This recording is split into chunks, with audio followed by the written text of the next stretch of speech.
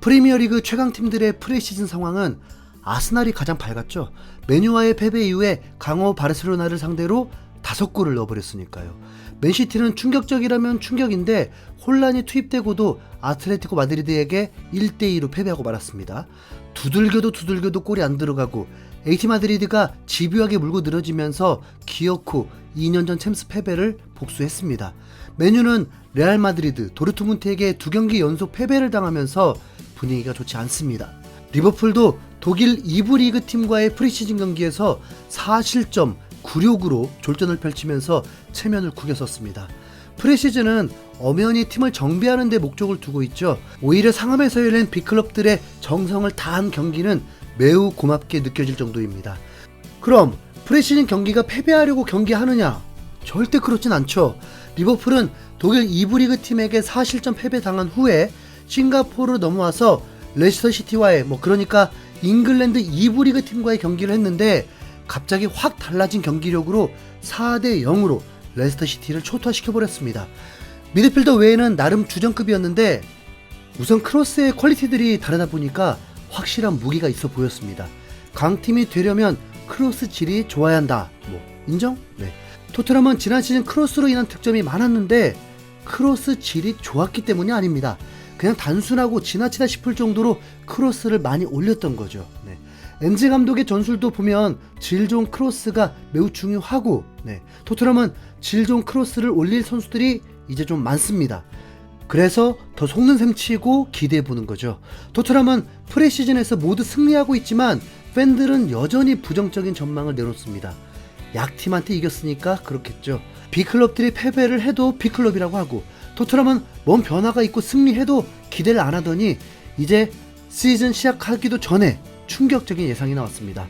영국 더선에 따르면 맨유의 레전드였던 루이스하가 올 시즌 가장 빨리 경질될 것으로 예상되는 감독의 엔즈 감독을 가장 먼저 거론해버린 것입니다. 수비수 영입하면 토트넘도 챔스권 도전은 가능하다고 기대해보려 했는데 소름이 돋게했기 때문에 더 굴욕적이라고 느껴집니다. 토트넘은 프리미어리그에서 4년 동안 감독 문제가 가장 심각한 팀이었습니다. 8년 전만 해도 토트넘이 아스날보다 잘 나갔었는데 그때는 포체티노 감독이 팀을 리빌딩하면서 결실을 맺고 있었습니다. 반대로 아스날은 2019년부터 리빌딩이 시작되고 아르테타 감독이 팀을 제대로 갖추게 되면서 리빌딩의 결실을 3년 만에 지난 시즌부터 맡게 되었습니다. 그런 가능성이 보이니까 라이스에게 엘리트 2명분 이적료를 지불하면서 1억 500만 파운드에 영입해버리는 거죠. 토트넘은 반대로 2019년부터 추락하는 듯 보였습니다. 타이밍 절묘하게 은돔벨레가 오고 난 후부터입니다. 무리뉴 감독 1년 7개월, 산투 감독 4개월, 콘테 감독 1년 4개월. 사이사이에 메이슨 코치와 스텔리니 코치가 감독 대행을 했습니다. 시즌 전에 러브콜을 보냈던 감독들은 잔류 혹은 다른 곳으로 갔는데 에니케 감독도 분명 토트넘 영입 후보였는데 그는 B클럽을 선택했습니다. 솔직히 엔즈 포스테코글루 감독이 온다 했을 때 울버햄튼을 중상위권으로 올린 산투 감독보다 더 미심쩍은 감독이었습니다. 포스테코글루 감독 내세울 수 있는 건 우승을 경험했다는 것과 공격 축구를 한다는 것이죠. 그것 때문에 레비는 도박을 한 상황입니다. 루이사가 뭘 보긴 했는지 모르겠지만 프리시즌 경기에 경기당 슈팅을 30개 넘게 하는 팀은 토트넘이 유일합니다. 공격수들은 물론이고 미드필더, 윙백들까지 슈팅을 하려고 준비 자세를 취합니다. 또한 압박 강도도 세지고 직선적인 패스가 자주 나옵니다. 현재 프리미어리그에서 상위권 클럽 중 수비적인 축구를 구사하는 팀은 그나마 뉴캐슬 한 팀이고 맨시티, 아스날, 리버풀, 맨유 모두 공격에 특화된 팀입니다. 토트넘도 그리 한번 가보겠다는데 토트넘이 뭐가 어때서요? 세레의 선방률 최고 선수였던 비카리오 있으니까 지난 시즌 불명예 기록 남긴 요리스보다 낫잖아요? 포로 4천만 유로 윙백입니다. 굉장히 비싼 선수예요. 지난 시즌 4개월 동안 성적이 3골 3어시스트입니다. 우도지 앞으로 토트넘을 이끌어갈 윙백으로 평가받고 있는 피지컬 좋은 선수입니다. 벤탄쿠르? 돌아올 거 아니에요? 경기하는 자세가 된 선수인데 어차피 벤탄쿠르한테 메디슨 역할 원한 거 아니었으니까 상대 미드필더들 괴롭힐 적임자이고 스킵은 본인 스스로 역대 최고의 몸 상태라면서 자신감 넘치고 경쟁하겠다고 했습니다. 로세소 남는데요? 공격진은 이미 해외 매체들이 최고라고 평가했었죠. 그럼 뭐가 문제입니까? 왜 그렇게 토트넘이 형편없는 팀이라고 하는 건가요? 지금부터 우려하고 있는 그 이유를 말씀드릴게요. 무리뉴 감독은 자신이 감독을 맡은 후 4년 안에 우승하겠다고 했습니다. 그 말인즉슨 감독이 추구하는 팀이 되기 위해선 시간이 필요하다는 거죠. 부임되자마자 우승? 이게 아닙니다. 콘테 감독도 기자들이 성적에 대한 압박으로 질문을 할 때마다 팀이 강해지기 위해선 시간이 필요하다고 마르고 닳도록 얘기했고, 콘테는 선수단 청소부터 시작했고 클루셉스키, 벤탄쿠르 데려오고 선수들이 리그에만 집중하는 상황이 되면서 부상이 없었기 때문에 8위였던 팀을 4위까지 끌어올렸습니다. 그리고 감독은 이 선수들을 데리고 4위까지 한 건 기적이라고까지 했습니다. 선수 영입도 중요하지만 조직력을 갖추는데 시간이 필요하다는 건 상식인 거죠. 포스테코글루의 감독의 축구는 이제 또 다릅니다. 새로운 옷을 입히는 거기 때문에 선수들에게 주문도 많고 적응이 필요한 겁니다.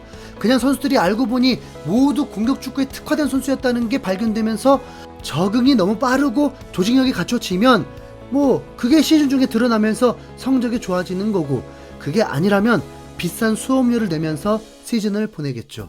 조직력은 하루아침에 만들어지는 게 아닙니다. 자, 두 번째는 시즌이 2주밖에 안 남았는데 팀 정비가 안 됐다는 것입니다. 그것도 가장 중요한 스트라이커와 센터백이요. 아니 케인은 그냥 지금도 미넨 가면 갑자기 골을 많이 넣는다는 겁니까? 적응도 안 됐는데 언어의 혼란까지 오는데 어떻게 미넨에서 똑같이 잘하나요? 아직 이적 안 했죠? 미넨은 케인 데려오려고 레비와 식사를 하면서 긴 시간 동안 회담을 했는데 기대하지도 않았지만 우선 결렬되었습니다. 그냥 절차예요. 많은 팬들은 케인의 이적은 8월 안에 결정될 거라고 예상하고 있을 정도입니다. 이적 시장 마감 전까지는 리그 3경기를 하게 되는데 1경기만 홈이고 2경기가 원정입니다. 케인은 이 3경기를 뛰고 이적을 한다는 겁니다. 그럼 포스테코글루 감독이 바보입니까? 팀을 만들어야 하는데 실력 좀 있다고 의지하고 있어요? 하필 프리시즌 동안은 그랬습니다. 무리뉴 감독 때에도 에르센이 떠날 걸 알기에 주전에서 아예 배제를 해버리기도 했습니다. 레비의 수작은 매우 위험하죠. 팀을 망치고 있는 것입니다. 400억 아끼려다가 자칫 10위 이하로 떨어질 수 있습니다. 결국 아직까지 센터백을 데려오지 못한 것도 돈 문제인데, 포스테코글루 감독은 이미 인터뷰에서 센터백 1명은 꼭 데려온다고 했습니다. 그런데 그 센터백 시즌 중에 오면 팀에 녹아들 거라고 장담할 수 있나요?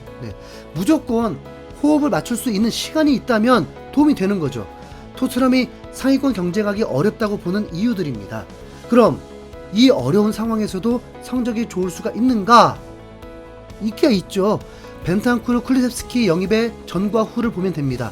토트넘의 보완점은 알고 있고 영입된 선수들이 하필 기가 막히게 맞아떨어지면 되죠. 그걸 아무도 모르니까 뭐라고 말을 못하는 거고요. 우선 메디슨이 영입된 것만 봐도 기대하고 있잖아요. 손흥민 슈팅이 줄어든다고 염려하는데 프리시즌 45분 경기로 평가하는 건 정말 어이가 없네. 개인적으로는 루이사가 정말 후회하고 사과하게 되는 일이 생겼으면 좋겠습니다. 손흥민 관련 소식이 줄어들면서 손흥민에게 관심이 줄어드는 건 아닌지 걱정되는데, 손흥민 팬분들 잘 계신 거죠? 응원의 댓글 좀 남겨주세요. 이상 흰수염고래였습니다. 감사합니다.